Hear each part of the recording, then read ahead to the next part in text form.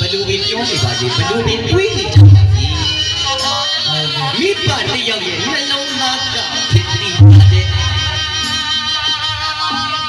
တစိမ့်စိမ့်နဲ့စီးဆင်းလာတဲ့ကိုယ်အဆက်ဆက်ကထွက်လာတဲ့